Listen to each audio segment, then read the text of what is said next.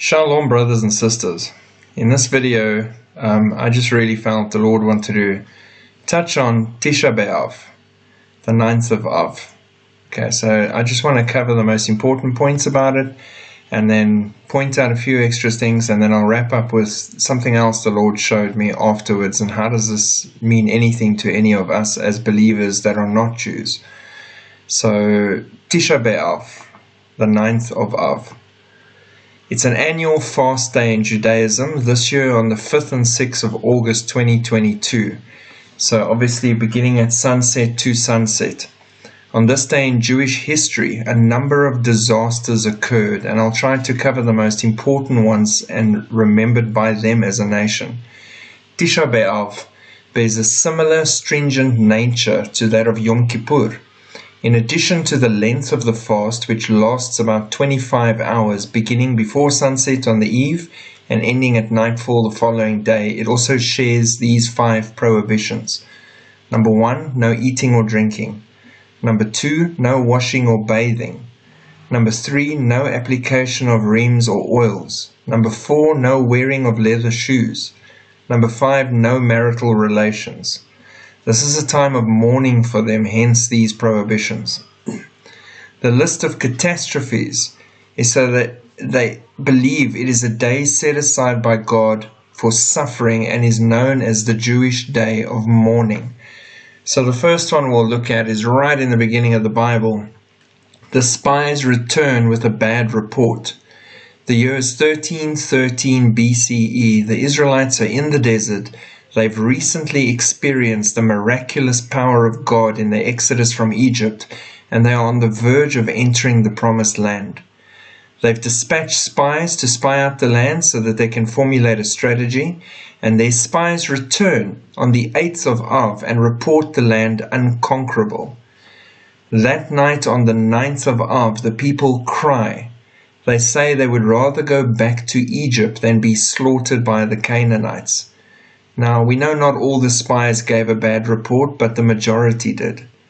God is highly displeased, to say the least. This is a public demonstration of distrust in His power, and consequently that generation of Israelites never enters the Holy Land. Only their children have that privilege after wandering the desert for a further 38 years. Numbers 13 and 14. After everything they'd seen, God's miraculous powers, parting the ocean, conquering their enemies, sustaining them in the desert, they still chose not to believe that He could help them enter the land. So that begins the 9th of Av, remembrance for the Jews. Number 2, the Jewish exile. The first exile in 586 BC was a punishment from the Lord for failing to observe a total of 70 sabbatical years. Leviticus 25, 1-4. Because they ignored 70 sabbaticals, the Jews were banished to Babylon for 70 years, so the land could have its rest. Jeremiah 52, 12-16 and Leviticus 26, 33-35. Significantly, it was at the end of the 70 years in Babylon that a Jewish captive named Daniel received the 70 weeks prophecy, God's plan to redeem the people and their land over the course of 70 sabbatical weeks. Daniel 9:24-27. The second exile in 70 AD was a result of the Jews' rejection of their Messiah, Yeshua, Jesus, in part because they did not discern by Daniel's week's prophecy the time of God's coming. Matthew 23:37-39, Luke 19, verse 44.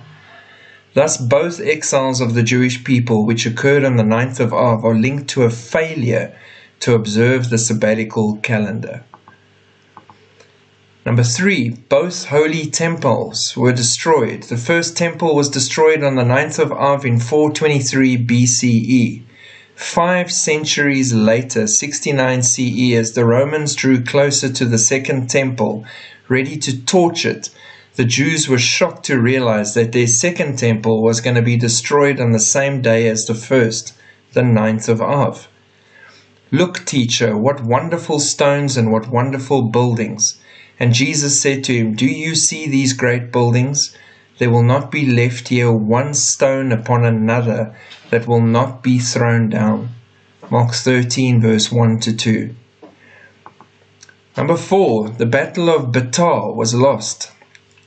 When the Jews rebelled against Roman rule, they believed that their leader, Simon bar Kokhba, would fulfill their messianic longings.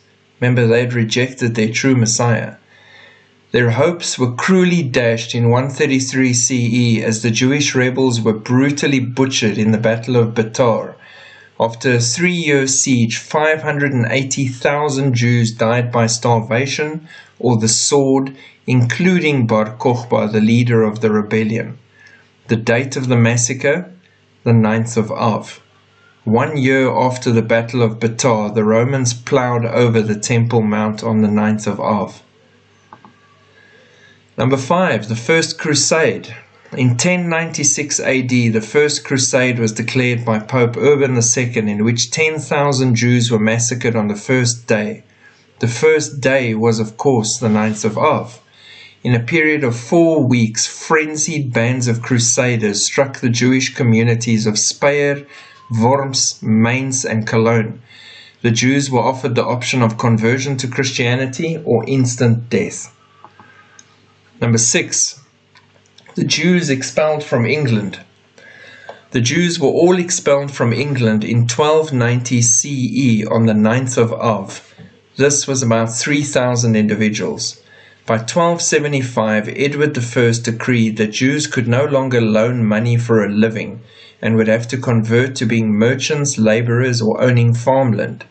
This statute also confirmed long-standing rules for Jews, for example, requiring Jews to wear badges in the shape of stone tablets to identify them. By 1290, Edward was under pressure, having run up large debts, waging war abroad. He needed to negotiate a financial settlement, but Parliament's permission was needed before a tax could be raised. One thing Edward was willing to barter was the remaining Jewish population. In return for an edict of expulsion, Parliament granted Edward a tax of £116,000, the largest single tax of the Middle Ages. Number 7, the Jews are then expelled from France. The Jews were all expelled from France by King Philip IV on the 9th of Av, 1306 AD.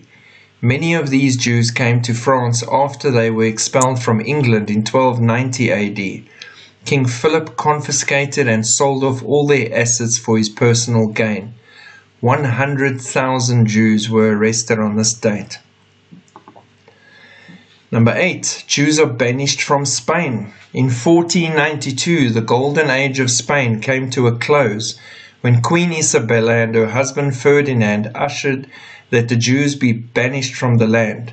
The Edict of Expulsion was signed on the 31st of March 1492, and the Jews were given exactly 4 months to put their affairs in order and leave the country. The Hebrew date on which no Jew was allowed any longer to remain in the land, 9th of Av. Number 9, Pope Paul IV.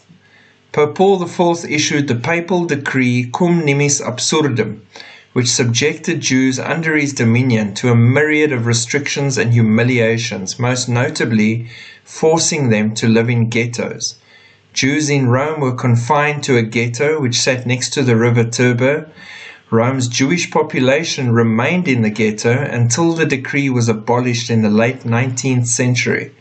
In addition to relegating Jews to live in the ghettos that were enclosed and locked at night, the Pope decreed that Jews were not allowed to own property and were required to identify themselves by wearing a yellow head covering.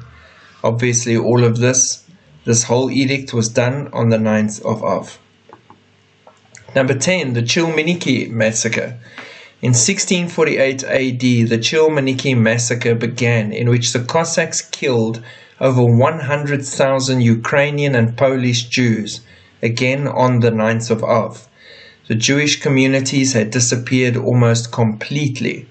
In the localities on the right shore of the Dnieper or the Polish part of Ukraine, as well as those of Volhynia and Podolia, wherever Cossacks had made their appearance, only about 1/10 of the Jewish population survived. Number 11, World War I. Germany declared war on Russia, effectively catapulting the First World War into motion on the 9th of Av. August the 1st thus marked the declaration of war between two major powers from two opposing alliances which fought in the First World War, and it was the immediate precursor to the invoking of the alliances which turned it into a global war. It is thus arguably the most significant date of the start of the war. The Jews were suspected by both sides of collaboration with the enemy, and Tsarist Russia expelled hundreds of thousands of them away from the front, virtually on no notice. Number 12, World War II. Himmler gets approval for the final solution on the 9th of Av. It referred to the mass murder of Europe's Jews. It brought an end to policies aimed at encouraging or forcing Jews to leave the German Reich and other parts of Europe. Those policies were replaced by systematic annihilation. 9th of Av is also when the first trains arrived from Warsaw to Treblinka. Treblinka also became fully operational on the 9th of Av. It is estimated that between 700,000 and 900,000 Jews were murdered in its gas chambers, along with 2,000 Romani people. More Jews were murdered at Treblinka than any other Nazi extermination camp apart from Auschwitz. Number 13, the Iraqi talks. In 1989 AD, Iraq walked out of talks with Kuwait regarding recognition of Israel as the Jewish state. This happened on the 9th of Av, and from there it swiftly went downhill.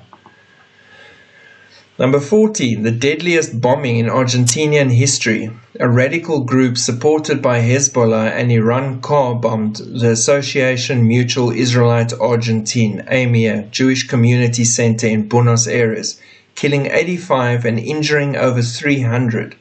This in a country with one of the largest Jewish populations, 230,000 individuals, in the world outside of Israel.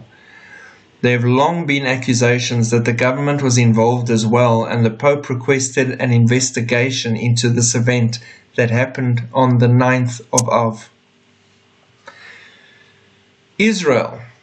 2005 AD, on the 9th of Av, after disengagement from the Gaza Strip, Israel expelled 8,000 Jews that were living there. Kerem Atzmona, Gaza Strip, August 17, nearly 10,000 Israeli soldiers and police officers began the forcible evacuation of Israeli settlers from Gaza, carrying some screaming from their homes, in scenes that moved a number of soldiers to tears.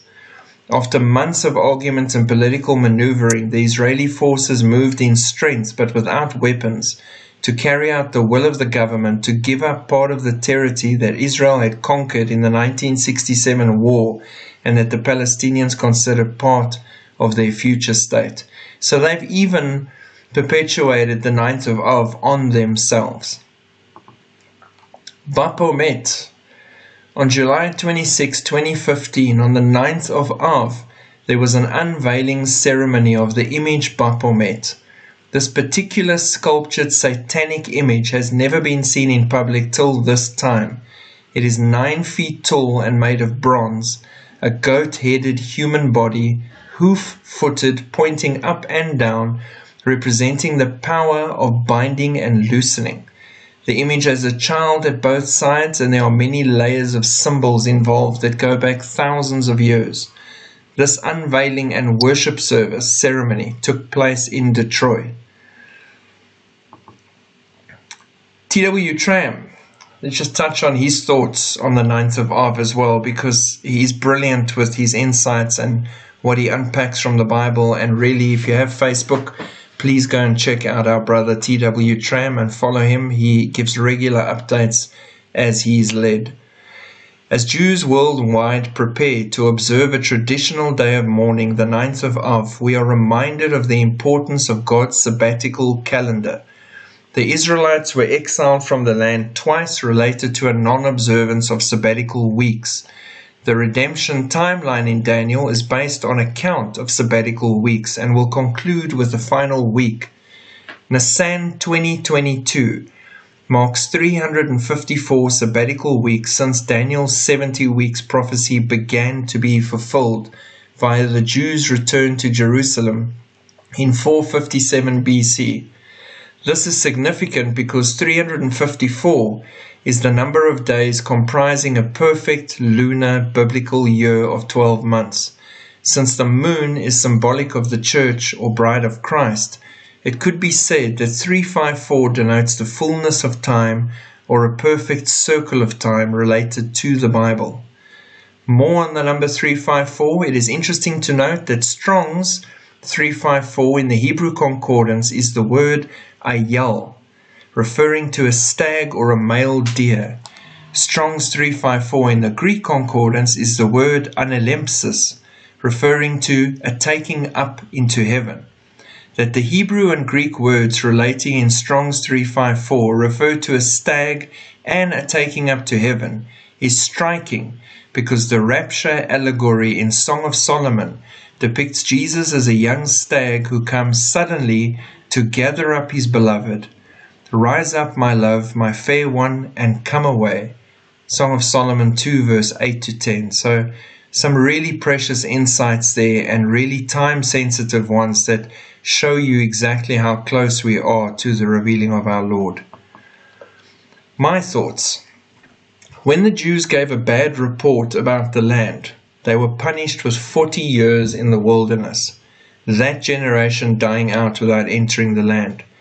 When the Jews rejected their Messiah, they were punished with 40 Jubilee cycles, which equates to 2,000 years. That, by all calculations, brings us right up to this exact point in time.